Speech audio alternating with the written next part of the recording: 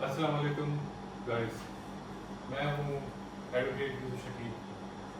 And I am lawyer from the legal firm legal shark. तो आज इस topic में हम बात करेंगे, उस टॉपिक का नाम है how can a father obtain child custody. एक बाप अपने बच्चों की कस्टडी कैसे हासिल कर सकता है। जनरली होता यह है कि औरत जब खुला फाइल करती है तो वो हर किस्म के इल्ज़ाम लगाती है। वो असल में तो वो छोड़ के चली जाती है घर, तो वो घर छोड़ के चली जाती है। फिर उससे अचानक से जो है ममता जाती है कि यार मेरे बच्चे तो वहीं पे रह गए। तो अब सो कॉल्ड वो ममता के लिए वो करती है 491 हैपिस कॉर्पस की पेटिशन डिस्ट्रिक्ट जज के अंदर, सेशन जज के पास, कि मेरे बच्चे को जो है ना ज़बरदस्ती मुझसे दूर रखा गया हुआ है। तो अगर बच्चे जब छोटे होते हैं, for example if the kids are under the age of 7, 7 साल से छोटे होते हैं, तो अमूमनी तौर पे ये दिखा गया है कि वो जो सेशन जज होता है वो बच्चे जो ना माँ को दे देता है। या फिर बच्चा बहुत ही छोटा होता है, सटलिंग बेबी होता है, दूध पीता बच्चा होता है, तो वो बच्चे बाप से लेके माँ के हवाले कर देता है।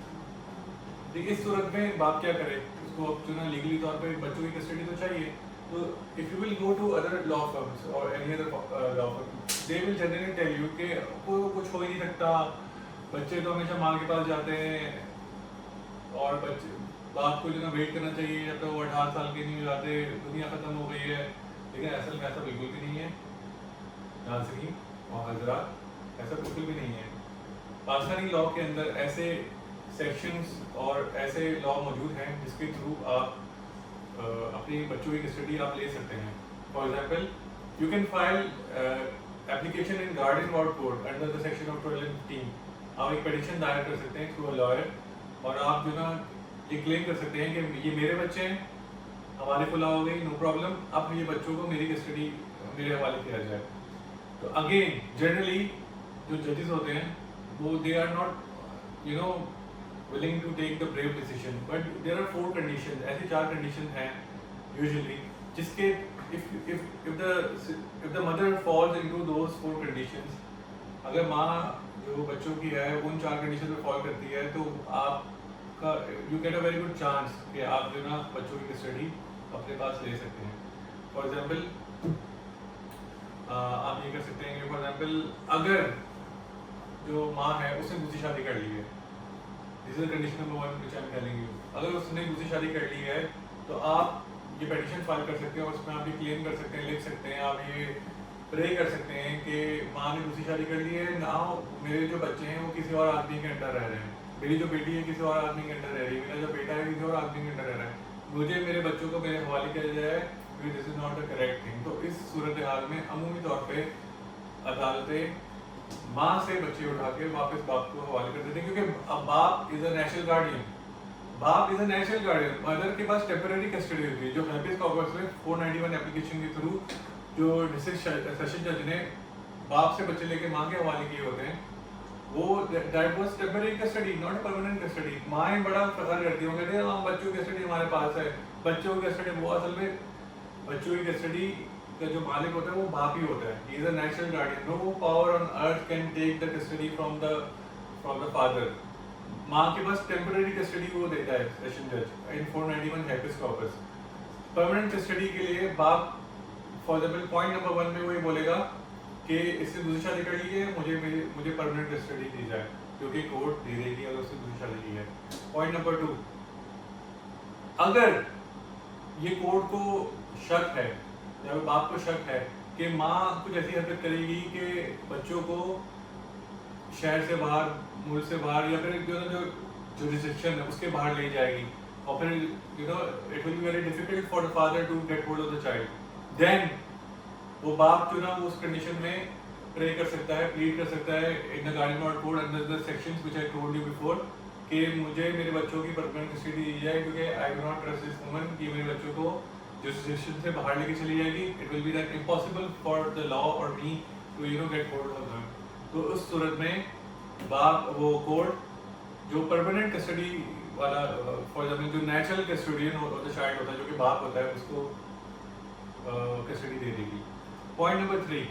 It is very important and it is very common place these days, is that कि अगर माँ इमोरल एक्टिविटीज़ में इन्वॉल्व है, अगर माँ का इमोरल कैरेक्टर है, अगर माँ कुछ ऐसे तरीकों में मुब्तला है, ऐसे अतवार में मुब्तला है जो कि नामुनासिब है हमारी सोसाइटी के तौर पे, यू अंडरस्टैंड, यानी वो टिकटॉकर है और वो डांस वांस वीडियोस बनाती है, कोई ऐसा काम करती है जो कि अमूमी तौर पर अच्छा नहीं समझा जाता, कोई ऐसी जॉब करती है जो कि अच्छी नहीं समझी जाती, तो या कोई ऐसे बिजनेस करती है जो कि अच्छा नहीं समझा जाता, आप समझ रहे हैं मैं क्या कहने जा रहा हूँ, तो आप जो ना कोर्ट में प्लीड कर सकते हैं कि ये गलत तरीकों में इन्वॉल्व है, तो मेरे बच्चे वेलफेयर वहाँ पे बिल्कुल भी सही नहीं है, तो मेरे बच्चों की कस्टडी मुझे दी जाए। Point number 4, it is now the very important point, and it is that कि अगर welfare of the child is not with the mother but lies with the father, अगर माँ ही दूर दराज गाँव वगैरह में रहती है, स्कूल बहुत दूर है, बच्चों का आना जाना बड़ा मुश्किल है, बच्चे बड़ी तंगदस्ती की जिंदगी गुजार रहे हैं, कंट्रास्टिंग टू मदर, जो बाप है who is well settled, doing a good job, doing a good business, he is living a good life in the city or where all sort of facilities are there. If the welfare is with the father and not with the mother, then जो natural guardian है जो कि बाप होता है, वो ये plead कर सकता है कोर्ट में कि मेरे बच्चे हालांकि they are under the age of 7 but the court should listen to my plea and give the custody of my child to me because I am the natural guardian. जो बाप है वो नेचुरल गार्डियन है। नाजरीन, ये मैं आपको बताना चाह रहा हूँ कि this is the main thing, this is lots of misconception कि नहीं बच्चे तो सिर्फ जो माँ के होंगे, बच्चे तो माँ के होंगे, ऐसा कुछ भी नहीं है। The courts are fair, the courts are running without looking at any bias. So if you are fighting a good case, if you have will to fight a good case, then you can surely strive to get your child even if they are under the age of 7. So I hope मेरी video देख के बहुत से fathers को दिलासा मिला होगा कि नहीं वो भी जो ना बच्चों की कस्टडी हासिल कर सकते हैं, और ऐसा बिल्कुल भी नहीं है। ऐसा कोई ज़रूरत नहीं है डिस्करेज होने की, ऐसा कोई ज़रूरत नहीं है दिल हार के बैठ जाने की, ऐसा कोई ज़रूरत नहीं है नाउमीदी की कि आप बस ये सोचो कि यार अब तो मैं 18 साल तक के लिए बस मेंटेनेंस देता रहूँगा, 18 साल तक के लिए बस मैं विजिटेशन राइट कोर्ट पे जाकर पार होता रहूँगा, जो विजिटेशन राइट होते हैं वीकली मंथली व्हाटएवर, उन सब में आप लड़ोगे नहीं। You can fight for your right, this is your right my friends, you are the natural guardian. I hope you understand what I am trying to say. So this is it guys, I am Advocate Yusuf Shakil and you can contact me through Legal Shark Law Firm. Thank you.